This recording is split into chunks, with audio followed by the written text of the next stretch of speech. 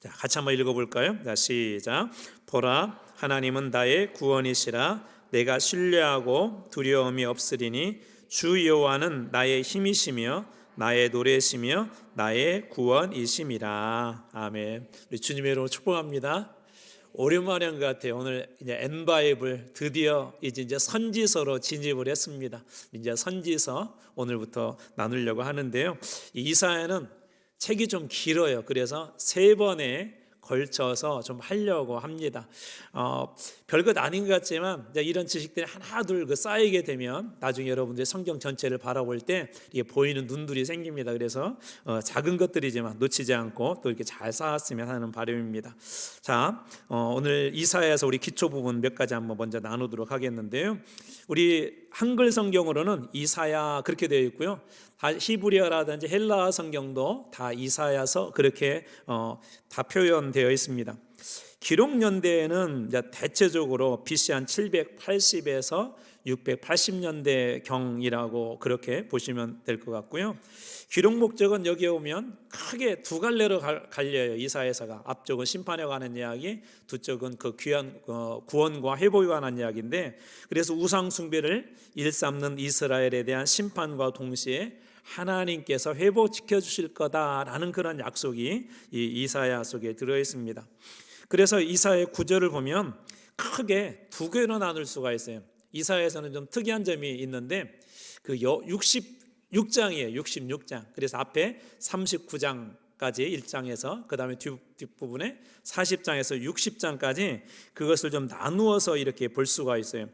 앞에 부분은 심판에 관한 부분이라면 뒤에 부분은 하나님께서 회복시켜 줄 거다, 또 그 소망을 주시고 또 구원에 관한 그런 메시지들입니다. 역사적인 그런 배경을 보게 되면 1차적으로 앞부분은 분열왕국 시대예요. 여기 실제적으로 이사야 당시에 일어났던 현재 이야기들을 이렇게 하고 있고요.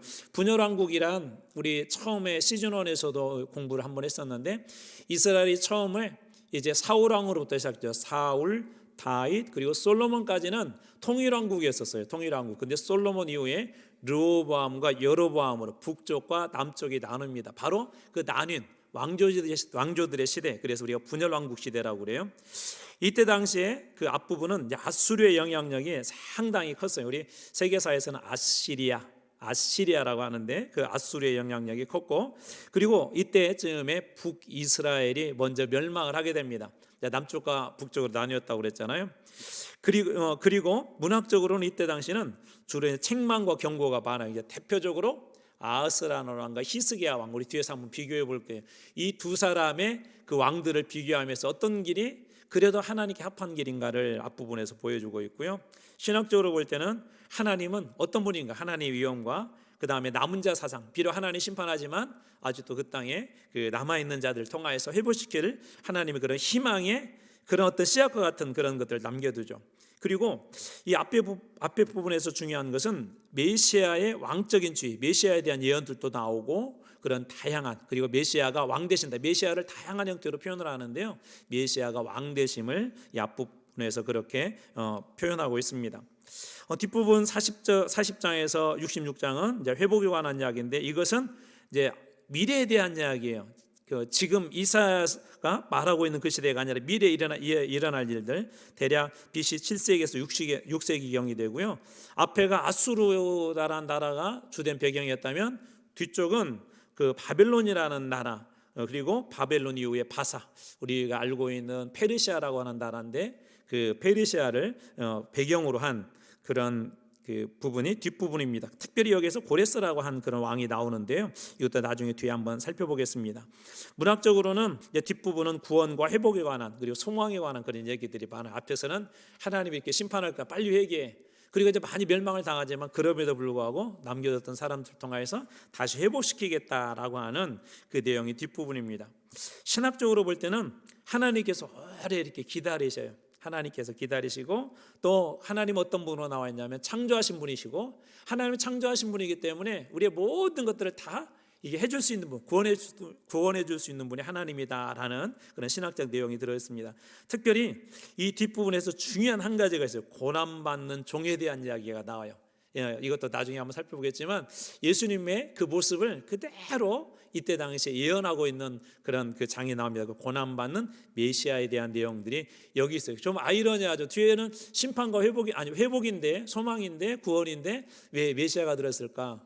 그것은 그 메시아를 통해서 장차 모든 것을 지금은 이제 뒷부분은 이스라엘 회복에 대한 이야기이기도 하지만 이 고난받는 메시아의 모습을 통해서 모든 인류를 다 구원해 주시겠다라고 하는 그런 소망을 이 이사야서에 그 담고 있습니다.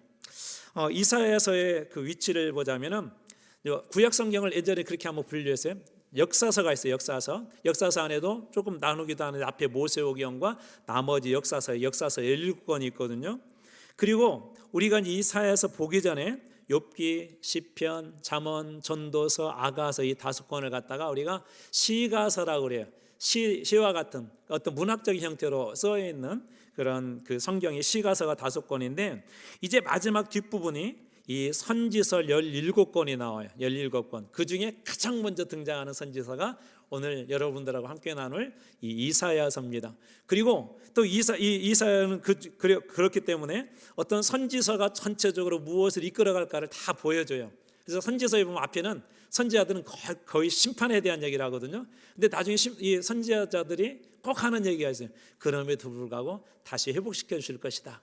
회복시켜 줄 것이다. 그래서 이 심판과 회복에 대한 큰 이 모습들을 뒤에서도 계속 다른 선지서들도 이어가고 있는 것을 보게 됩니다. 하나 더 참고로 말씀드리자면 여러분들 뭐 다는 알고 계실 것 같은데요.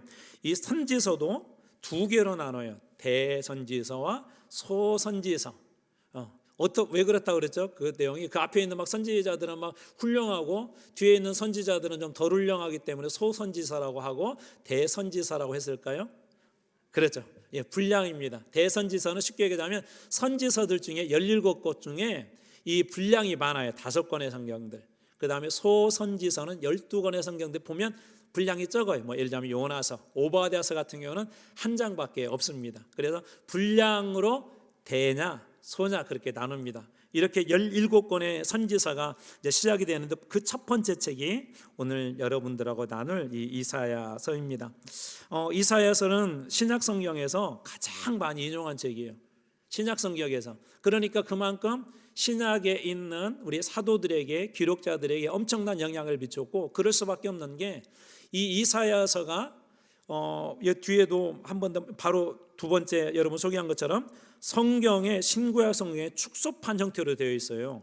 그래서 1장에서 39장까지는 마치 구약을 읽는 듯한 그런 느낌이 오고 40장부터는 신약을 읽는 듯한 그런 느낌이 옵니다. 그래서 이것을 어떤 분들은 신구약의 축소판이다라고도 그렇게 이야기하죠. 그래서 그런지 그 신약 성경에서 가장 많이 인용한 선지서를 뽑으라 그러면 바로 이 이사야서입니다. 이사야서. 창조에서 종말까지에 대한 얘기들도 여기 들어있고 계시록에 대한 그런 내용도 우리 계시록에서 봤던 내용도 이 속에 들어있습니다. 또 종말 심판까지 그런 내용들이 들어있고요. 역사적으로 볼 때는 앞에서 아까 보았잖아요. 39장까지는 아수르의 영향력들이라면 40장부터는 이제 바벨론인데 아수르와 이 바벨론의 어떤 역사가 이 속에도 들어 있습니다. 그리고 심판과 구원을 이야기하고 어떤 분들은 그래서 아까 우리 신구약 축소판이라고 그랬죠. 그래서 이 이사야서를 제2의 복음서다. 예수 그리스도께서 회복시켜 줄 것 이 땅에 그 보여준 것처럼 이사야를 통해서 지금은 심판받지만 남은 자들을 통해서 하나님께서 회복시켜 주실 거라는 어떤 복음적인 메시지가 있다 그래서 제5 복음서라 그래요. 왜 제5 복음서라고 했을까요? 우리 신약 성경의 복음서가 4권 있죠, 그렇죠? 예. 뭐 있어요? 마태, 마가, 누가, 요한. 그래서 이것을 우리가 사복음서라고 하죠. 사복음서. 하나 더 참고로 말씀드리자면 공관복음이라는 말도 있어요. 공관복음. 이 사복음서 그다음에 공관복음은 달라요. 사복음서는 말 그대로 예수님의 탄생부터 예수님께서 부활하시고 승천하신 일들까지를 전체적으로 각각의 그 다른 모습으로 이렇게 기록을 했다면 공관복음이라는 건 똑같은 그런 내용들이지만 어떤 관점이 같다. 그래서 마태, 마가, 누가 이 3권을 공관복음이라 그렇게 부릅니다. 아무튼 이 4권의 복음서가 있어서 이사야를 어떻게 얘기하냐면 제5의 복음서다라고 그렇게 이야기합니다. 하나 오늘 조금 재밌게 좀 살펴봐야 될 내용이 있는데요. 이사야서를 기록한 사람은 누군가? 사실 대부분은 이사야라고 그래요. 그래서 근데 어떤 사람들이 이런 그 이야기를 해요. 왜 이사야가 아니다고 그렇게 고백을 하냐면 39장까지는 앞에 설명했던 것처럼 이사야 당시의 일인데 40장부터는 이사야 당시의 일이나 과거에 있었던 일이 아니라 앞으로 일어날 일을 기록한 거예요. 거기에다 고레스라는 왕의 이름도 정확하게 나오고 바벨론 그다음에 바사의 그 나라에 대한 이야기를 하고 있단 말이에요. 마치 그 역사를 다 경험한 것처럼 그 이야기를 기록하고 있다 보니까 좋아, 39장까지는 인정하겠어. 이사야 맞는 것 같아. 근데 40장부터는 이게 과거 이야기인데 마치 이 내용도 보면 너무나도 정확히 딱 떨어지거든요. 고레스에 대한 이야기는 너무나도 정확하게 떨어져요. 그래서 어떤 사람들은 39장까지는 이사야가 썼지만 40장부터는 쓰지 않아서 하는 그런 논란들이 있어요. 그런데 우리 성경 곳곳에 찾아보면, 우리 특별히 신약 성경에 와서 찾아보면 이사야서의 기록자가 40장부터 66장까지도 이사야라는 것을 우리가 알 수 있는 여러 사람들의 증언을 만나게 됩니다. 그것을 한번 만나볼 거예요. 자, 첫 번째 그 사도 요한의 증언이에요. 사도 요한, 요한복음서를 쓴 사도 요한은 요한복음 12장 38절에 자, 이는 이렇게 말씀이 되어 있네요. 선지자 누구의 말씀을 이루려 하심이라? 이사야의 말씀을 이루려 함이라. 이르되, 이제 주여, 이 내용은 이제 이사야서에 나온다는 얘기예요. 주여, 우리에게서 들은 바를 누가 믿었으며 주의 팔이 누구에게 나타나셨나이까 하였더라. 여기 보면 이제 사도 요한이 선지자 이사야의 말을 빌어서 주여, 우리에게 들은 바를 누가 믿었으며 주의 팔이 누구에게 나타나셨나이까 할 때 이것이 이사야서 53장 1절에 나와요. 이게 사도 요한은 53장 아까 그런 논란이 있다면 이사야가 말하되 그렇게 얘기하지 않았을 것 같아요. 근데 이 사도 요한은 분명하게 이 49장 이후에 나와 있는 53장의 내용도 바로 이사야가 기록했다라고 그렇게 정의해 줍니다. 그래서 이사야 53장 1절에도 동일한 내용이 나오죠. 우리가 전한 것을 누가 믿었느냐? 여호와의 팔이 누구에게 나타났느냐라고 그렇게 증언합니다. 또 다른 것을 한번 봐볼까요? 12장 39절에도 그들이 능히 믿지 못하는 것은 이 때문이 곧 이사야가 다시 일렀으되, 이사야서에 이렇게 말했어. 그러니까 그 이사야서에 나와 있는 내용을 인용을 하는데요. 이제 40절부터는 이사야서에 나온 얘기거든요. 그들의 눈을 멀게 하시고 그들의 마음을 완고하게 하셨으니 이는 그들로 하여금 눈으로 보고 마음으로 깨닫고 돌이켜 내게 고침을 받지 못하게 하려 함이라 하였습니다라. 이사야서 6장 10절에 이 내용이 나와요. 이 백성의 마음을 둔하게 하며 그들의 귀가 막히고 그들의 눈이 감기게 하라. 염려하건대 그들의 눈으로 보고 귀로 듣고 마음으로 깨닫고 다시 돌아와 고침을 받을까 하노라 하시기로. 그래서 사도 요한은 그가 기록한 요한복음서에서 분명하게 이사야서에 기록한 사람은 누구다 얘기하고 있는 거예요? 이사야다라고 그렇게 이야기하고 있습니다.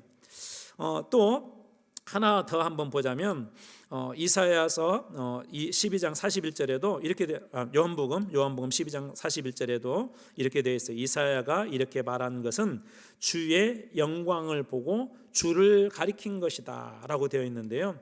이사야 6장 1절에 우시야 왕이 죽던에 내가 본즉 주께서 높이 들린 보좌에 앉으셨는데 그 옷자락은 성전에 가득하고, 이것을 이제 풀어서 이야기한 거예요. 그래서 이사야가 그 말한 것처럼 주의 영광을 보고 주를 가리켜 한 말이다라고 그렇게 사도 요한은 이야기합니다. 다시 말해서 사도 요한은 이사야서의 그 기록자가 바로 이사야다라고 그렇게 증언하고 있는 것이죠. 자, 또 다른 한번 증언을 들어볼까요? 사도 바울 역시도 그거를 통해서 기록하게 하신 그 성경이 있는데요.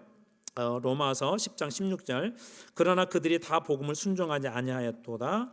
이사야가 이르되 주의 우리가 전한 것을 누가 믿었나이까 하였나니. 역시 이사야 53장 1절 말씀에 이 내용이 그대로 나옵니다. 우리가 전한 것을 누가 믿었느냐, 우리의 말이 누구에게 나타나느냐. 자, 이 바울도 뭐라고 이야기하죠? 이사야가 그렇게 말했다. 그러니까 이사야를 이 사도 바울도 기록자다라고 그렇게 전하고 있는 것이죠. 또 로마서 10장 20절에도 그런 내용이 나와요. 이사야는 매우 담대하여 내가 나를 찾지 아니한 자들에게 찾은 바 되고 묻지 아니하는 자들에게 나타났노라. 이것은 이사야 65장 1절 말씀을 인용한 건데요. 나는 나를 구하지 아니하던 자에게 물음을 받았으며 나를 찾지 아니하던 자에게 찾아냄이 되었으며 내 이름을 부르지 아니하던 나라에 내가 여기 있노라 하였노라. 그래서 바울도 이 로마서에서 분명하게 그렇게 합니다. 이사야서의 기록자는 이사야다 그렇게 이야기합니다. 또 예수 그리스도도 그런 그 증언을 하셨어요. 이제 우리가 잘 아는 말씀인데 바로 누가복음 4장 16절에서 19절까지의 말씀입니다. 그래서 누가복음 4장 16절 19절 제가 천천히 한번 읽어드릴게 들어보세요. 자, 예수께서 그 자라신 곳 나사렛에 이르사. 한번 볼까요? 예수님이 자라신 곳이 어디래요? 여기 말씀 그러죠. 나사렛은 그 좀 별로 볼품없는 동네예요. 갈릴리에서 약간 위쪽에 있는 동네인데, 그래서 그런 얘기도 있었죠. 나사렛에서 선한 것이 날 수 있느냐라고 할 정도로 별 볼 일 없는 곳에 예수님이 이렇게 태어나셨어요. 자라신 곳이 나사렛인데 그곳에 이르렀을 때 안식일에 늘 하던 대로 회당에 들어가서 회당에 들어가셨대요. 그러니까 그때 당시에 예수님 역시도 늘 그 우리식으로 얘기하면 주일을 지키듯이 회당에 늘 가셨대요.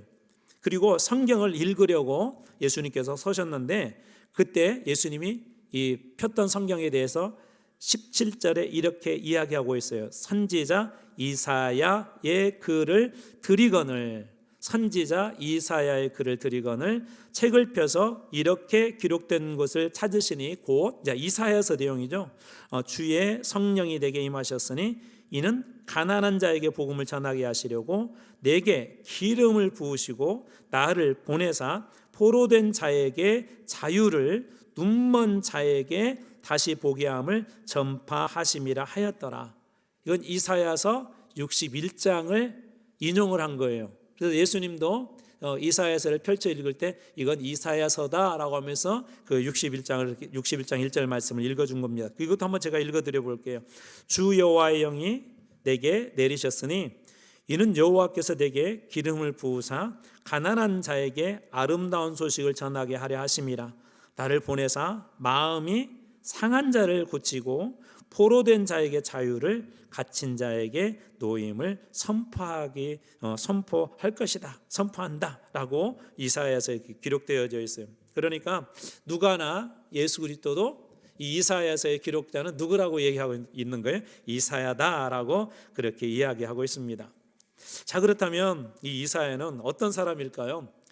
이름을 오늘 그 제목이 뭐냐면 여호와께서 구원하신다라는 그런 제목을 잡았는데 바로 이 이사야서의 이름, 이사야 이름과 그 다음에 이사야의 전체 내용이 그 내용이기 때문에 그렇습니다. 이사야의 이름의 뜻이 그거예요. 여호와는 구원하신다. 이사야 할 때 야가 들어가면 여호와라는 말이거든요. 야훼, 할렐루 뭐죠? 여호와를 찬양하라. 루가 어떻게 보면은 뭐 투가 될 수도 있고 여호와께 그런 할랄이라는 말은 칭찬한다, 찬양한다 그런 말이거든요. 그래서 야가 들어가면은 여호와라는 말이에요. 그래서 이사야는 여호와는 구원이시다라는 그런 뜻을 가지고 있어요. 그의 부친은 아모스라는 사람이었는데요. 우리 성경에 소선지서에 있죠. 아모스 선지자가 기록한 무슨 성경이 있을까요? 무슨 성경이 있을까요? 아모스가 기록한 성경이 있어요. 아모스서가 있어요. 아모스가 있는데 그 사람하고는 전혀 상관없는 사람입니다. 언제 활동을 했냐면 우시야 왕이 죽던 해부터 사네립, 이 사람은 아수르 사람인데요. 이 사네립이 죽을 때까지 그 예언한 겁니다. 그래서 대략 BC 740년에서 681년까지 그 예언을 했던 사람이 바로 그 이사야예요. 그리고 이제 내용을 쭉 읽다 보면 그 왕족들하고도 이 사람이 친해요. 막 왕국 우리나라로 얘기하자면 궁궐도 아주 편하게 들락날락 하거든요. 그래서 많은 학자들이 아마 이사야는 선지자이지만 왕족 출신인 게 분명하다라고 그렇게 이야기합니다. 자, 그리고 또 하나 한번 살펴보자면 그의 아내에 대한 이야기인데요. 이 아내는 여선지자였어요. 그의 아내도 이사야 8장 3절 내가 내 아내를 가까이 하매 그가 임신하여 아들을 낳은지라 여호와께서 내게 이르시되 그의 이름을 마헬 살라 하바스라 하라라고 그렇게 되어 있는데요. 여기 내가라는 말은 이사야예요. 누구라고요? 이사야. 이사야가 내 아내, 내 아내를 가까이 하였을 때 할 때 이 아내라는 말이 원어에는 그 밑에다 제가 표시를 해놨는데 네비야라고 그렇게 되어 있어요. 네비야, 여성형을 써서. 원래 히브리어로 선지자가 나비거든요. 나비라는 말인데 그 나비의 여성형을 써서 여선지자, 그래서 아내라고 우리말은 번역을 했지만 또 다른 번역을 할 수 있다면 그의 그 아내는 여선지자였다라고 그렇게 추가로 번역을 하셔도 괜찮습니다. 그래서 이사야의 아내 역시도 여선지자였다는 것을, 예언자였다는 것을 알 수가 있습니다. 이사야에게 좀 두 명의 아들이 있었어요. 이 두 명의 좀 아들에 대한 이야기를 조금 좀 해봐야 될 것 같은데, 두 아들의 이름, 첫 번째 아들은 스알 야숲이라는 그 아들이에요.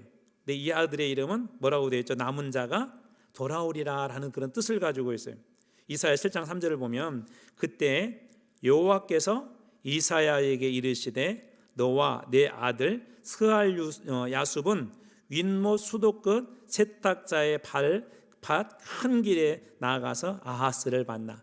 혹시 앞에 기억하세요? 우리 1장에 39장까지 이스라엘의 죄와 심판에 대한 이야기를 하면서 두 명의 중요한 왕을 비교할 거예요. 첫 번째 왕이 바로 여기에 나오는 아하스라는 왕입니다. 이 아하스라는 왕에 대한 다음에 한번 나누겠지만 간략하게 설명하자면 하나님께서 직접 선지자를 통해서 말씀하시고 도와줄 거라 그렇게 얘기하는데도 이 아하스는 하나님을 믿지 않았어요.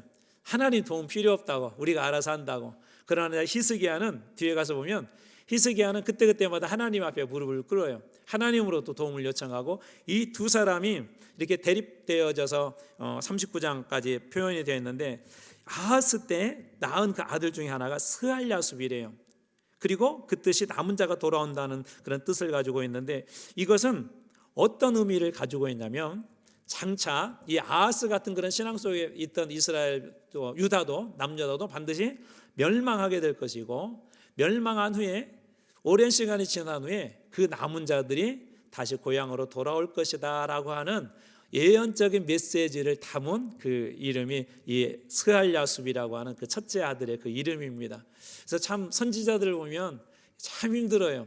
호세아 같은 선지자는 그 음탕한 여인하고 이렇게 결혼을 해야 했었고 또 그 여인이 또 옛날 첫사랑 남자를 찾아 다시 떠났는데 가서 또 데리고 와야 했었고 또 이사야 같은 사람은 아들 이름 하나도 좀 더 멋지게 지으면 좋잖아요. 막 하늘의 복이 넘치는 사람, 전도해서 막 이 세상을 놀라게 하는 사람, 또 하나님의 일을 정말 열심히 한 사람, 그런 이름을 붙이면 좋겠는데 나중에 이런 고난을 당할 것이고 남은 자가 돌아올 것이다 라는 그런 이름을 어떻게 보면 자기가 이렇게 지은 것보다는요 하나님께서 이렇게 이름을 지어주신 거예요. 또 마헬 살라 하스바스라고 하는 뜻이 있는 그 이름이 있는데 너무 길죠. 발음도 잘 안 되고 뜻은 노략의 속함이라는 뜻이래요. 노략의 속함. 8장 3절 한 번 더 읽어드릴게요. 내가 내 아내를 가까이 하매 그가 임신하여 아들을 낳은지라 여호와께서 이르시되 그의 이름을 마헬 살라 하스바스라 하라. 노략에 속한다. 노략을 당할 것이다. 노략을 당할 것이다. 유대도 노략을 당할 것이다. 앞으로 유대 땅도 그렇게 노략을 당해서 어려운 일들이 이렇게 생길 것이다 라고 그렇게 예언적인 이름을 주신 거예요. 이게 참 선지자로 살아간다는 건 여러 가지가 쉽지 않아요. 어떤 것들은 내가 불편하지만 순종을 해야 될 때가 있단 말이에요. 또 어떤 것들은 내 뜻하고 상관없이 하나님이 하라고 하기 때문에 이렇게 해야 될 일들도 종종 우리들 가운데 이렇게 있습니다. 어려운 일이 생기고 막 당장 막 긴급한 일이 생겼는데 예를 들어서 먼저 기도하세요라고 그렇게 이야기하면 갈등이 되겠죠. 신앙적으로는 기도해야 된다는 알겠는데 당장 이 문제를 어떻게 해결할까라는 그런 그 고민도 되고 또 선교지나 그런 곳에 가서 이렇게 선교를 하다 보면 생각하지 못한 막 그런 뜻밖의 상황들을 많이 만나게 돼요. 제 친구 선교사님은 교단은 다른데 이분은 대학교 다닐 때도 계속 그래서 나는 중국 선교사를 할 거야. 중국 선교사를 해서 정말 졸업하자마자 그 신학교를 들어가고 또 신학교 졸업하자마자 중국 선교사로 이렇게 헌신을 했어요. 중국의 어느 오지의 마을에 가서 이렇게 선교를 하는데 우리나라도 예전에 그렇게 했다고 하더라고요.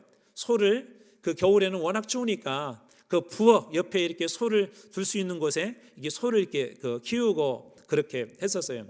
근데 이분이 그때 당시에 이렇게 방문했던 그 지역들이 다 그 부엌과 그 이게 소가 이게 같이 살고 심지어 막 이게 닭도 있고 막 그런 막 냄새도 나고 그런데도 이제 선교사니까 그런 데 가서 뭐 잠자는 것도 불편하더라도 이제 자야 되겠죠. 그날 밤에 이렇게 잠이 들었는데 갑자기 뭐가 이렇게 얼굴 뚝 떨어지더래요. 그래서 자기도 모르게 그냥 무의식적으로 잡아가지고 툭 던지고 그냥 잤대요. 피곤해서. 아침에 일어나서 봤더니 저 멀리 큰 쥐 한 마리가 이렇게 기절해가지고 쓰러져 있었대요. 이게 그 요즘 같으면 뭐 상상하기 사실 좀 힘들잖아요. 도시 같은 데서는 아파트에서는 거의 쥐 보기도 힘들고 아마 보면 막 기겁할 정도로 우리 젊은 아이들은 젊은 친구들은 그럴 것 같은데 그런 일들이 허다했대요. 그러면서 거기서 이렇게 집회를 하는 중에 선생님이라고 보통 많이 불러요. 선생님 오셨으니까 대접을 해야 되잖아요. 선생님한테 우리 백년 손님 올 때 뭘 잡아줘요? 아직 그것도 결혼도 안 시켰네요. 잘하시네요. 네, 닭을 잡아주잖아요. 닭을 잡더래요. 닭을 잡는데 이게 이제 그 이런 적이 해야 될지 모르겠는데 닭을 이렇게 아무튼 이게 잡아요. 죽은 다음에 이제 어떻게 하냐면 따뜻한 물에다 털 있는 채로 집어넣거든요. 그렇게 꺼내면 이렇게 털이 잘 빠져요. 근데 정말 그런 식으로 이제 그 닭을 잡아가지고 털을 이렇게 뽑아내고 하는데 나중에는 이게 또 이렇게 살짝 그을리더래요. 우리나라하고 좀 방식이 비슷하더라고요. 그리고 났는데 아직도 그 안에 뽑히지 않은 이게 위에 끝에만 그 끊어지고 뽑히지 않은 그 뿌리들이 남아 있는 무슨 얘기인지 아시죠, 어른들은? 그게 막 여기저기 많이 막 붙어 있더래요. 거기에다가 이 요리를 하신 분이 손이 얼마나 열심히 일을 하셨는지 막 손에서 막 떼꾸장물이 막 내려오는데 뚝뚝 떨어지는데 그것으로 막 이렇게 닭을 자르고 이 요리하는 국에서 집어넣는데 막 거기도 뚝뚝 떨어지더래요. 그리고 나서 이제 나중에 맛있게 끓였다고 우리 선생님 오셨으니까 선생님 드세요 하고 딱 내미는데 그럴 때 어떻게 해야 될까요? 사실 선교사들은 그런 데 가서 가장 그럴 때 먹는 것을 거부하게 되면 선교는 끝납니다. 먹는 걸 거부하게 되면 우리나라도 마찬가지예요. 우리 호의를 베푸는 거잖아요. 아주 귀한 손님이라고 하고 호의를 베푸는 건데 호의를 거절해 하는 그 순간에 모든 그 관계들이 다 끝난 거예요. 그래서 복음을 열심히 전해도 듣지를 않습니다. 근데 그분이 모든 걸 다 받잖아요. 그 다시 또 닭을 먹으려고 하니까 아직도 그 껍질에 막 여기저기 송송이 막 박혀 있는 막 그런 것도 보이고 막 이 닭국물도 이상하게 저렇게 뽀여야 되는데 거기에 좀 약간 시큼시큼하고 그런데도 아주 맛있게 이렇게 드셨대요. 더 놀라운 건 선생님이 맛있게 드셨다고 한 그릇 더 드시라고 이렇게 주어가지고 좀 힘들었다라는 그런 얘기도 들었었어요. 이게 참 선교사의 길을 간다는 게 그래서 이게 쉽지가 않아요. 문화가 다른 곳에 있으면 또 그것도 상당히 어려워요. 언어도 되지 않죠. 막 이 여러 가지 상황도 되지 않죠. 거기에다가 오지 같은 데로 우리 선교사님 들어가면 향수병도 생겨요. 한국 사람도 없지.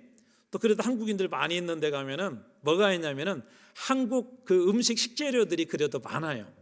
지금은 뭐 저 막 멕시코나 미국 같은 데도 보니까 우리 한국에 무슨 뭐 고추장도 들어가고 그 필요한 것들이 많이 들어가더라고요. 한국 어묵도 들어가고 뭐 한국 라면도 들어가고. 그런데 오지에서 선교하는 그 선교사님들은 사명감을 가지고 갔지만 그런 것을 한국 식재료도 구하기도 어렵거든요. 근데 시간이 지나면 지날수록 가장 뭐가 이렇게 막 생각이 나냐 한국 음식들이 많이 이렇게 막 생각이 나요. 근데 그런 것들도 제대로 먹지도 못하고 의료 혜택도 제대로 이게 받지도 못하고 뭐 그런 것들이 늘 선교사님들 앞에는 있죠. 우리가 잘 아는 이것도 한번 여러분들에게 말씀을 드렸지만 다시 한번 꺼내 볼게요. 우리나라에서 최초의 그 선교사님으로 순교한 분이 계세요. 토마스 선교사님이라는 분이신데 대동강변에서 이분이 그 순교를 하셨어요. 근데 이분이 선교사로 왔지만 한때 이렇게 방황하던 때가 있었어요. 왜 그랬냐면 중국에서 선교 이렇게 사역을 하던 중에 열심히 선교 사역을 하고 여기저기 다니고 하면서 복음을 전했는데 그때 당시에 사모님이 아이를 임신하고 있어요. 사모님께서 임신하고 이렇게 계셨는데 늘 걱정이잖아요. 뭐 지금도 현대 의학이 발달했다고 하지만 선교지에서 아이를 낳는다는 것은 한국보다는 아직까지는 뒤떨어져요. 한국보다는 아직까지 좀 위험해요. 물론 많은 나라들이 의술이 좋아졌지만 또 특별히 이렇게 아기를 낳다가 긴급한 일들이 일어나게 되면 한국은 그래도 정말 세계적인 의술을 가지고 있는 나라예요. 어느 정도 그런 게